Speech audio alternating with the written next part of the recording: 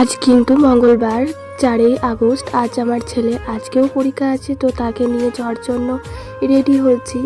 তো আমি এতদিন যেটা বুঝলাম যে আমার মতো করে আমার সন্তানকে কেউই ভালোবাসবে না।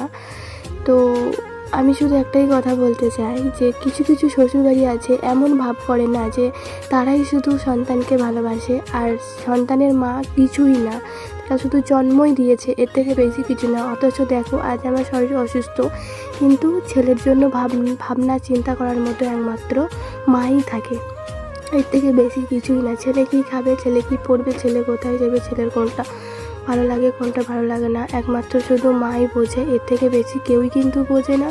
আর কিছু কিছু শ্বশুরবাড়িতে আছে এমন ভাব দেখাবে যেন সন্তানটা তারাই জন্ম দিয়েছে, আমরা কিছুই না। আর 10 মাস 10 দিন পেটে ধরে যে যন্ত্রণা সহ্য করেছে সেইটা কিন্তু কম ছিল না। কিছু কিছু মেয়ে আছে তারা বুঝতেই পারে না, তারা হয়তো বোঝে যে আমরাই শুধু মা হয়েছি আর আমাদেরই কষ্ট হয়েছে আর বাকিরা সব মজা, এইটাই হয়তো ভাবে। যাই হোক, বাদ দাও। কিছু কিছু শ্বশুরবাড়ি এত জঘন্য হয় সেটা বলার মতো কিছু নেই।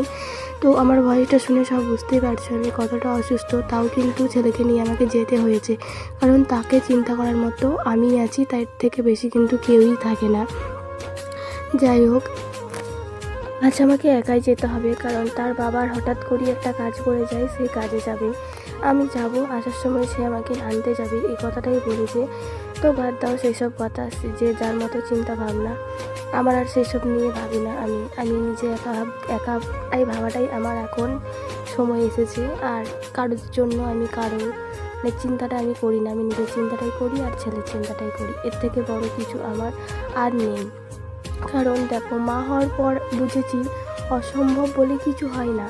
একটি ছোট্ট হাত সব দুঃখ কষ্ট ভুলিয়ে দেয়, যতই তোমার কষ্ট হোক না কেন সব কিন্তু ভুলিয়ে দেবে। আর আজকে জানো তো, ছেলে একদমই ক্লাসে মসজিদ যেতে খুঁজছিল না, কারণ তার আজকে পরীক্ষা দিতে নাকি ভালো লাগছিল না। কিন্তু আর কি করবে, সেটা তো পরীক্ষায় যেতেই তো হবে, কিছু করার নাই। কিন্তু সে চলে গেল অনেকটা মন খারাপ নিয়ে। তারপরে কিছুক্ষণ পরে আমি গিয়েছিলাম তাকে বোতলটা দিতে, দেখছি মুখ ভার করে বসে আছে। টাটাটাও ঠিক ভালোভাবে আমাকে দিচ্ছে না, কারণ তার আজকে কোনো ইচ্ছাই করে নাই পরীক্ষা দিতে। কিন্তু তাকে অনেকটা বোঝানোর পর আমি চলে আসার পর তারপরে কিছুক্ষণ পরে কান্না করে আমার কাছে চলে গেছে বাইরে। তার এই স্কুল বক্সটা আছে, মানে এই যে বক্সটা, এটা একজন ভেঙে দিয়েছিল, ছোটো ছেলে। আর কি করব, অনেকটাই বোঝালাম যে ভেঙেছে তো কী হয়েছে। যাই হোক, স্কুলে যেতে এই যে এই জায়গাটাতে আমি আসি মাঝে মাঝে, আমার অনেকটা ভালো লাগে।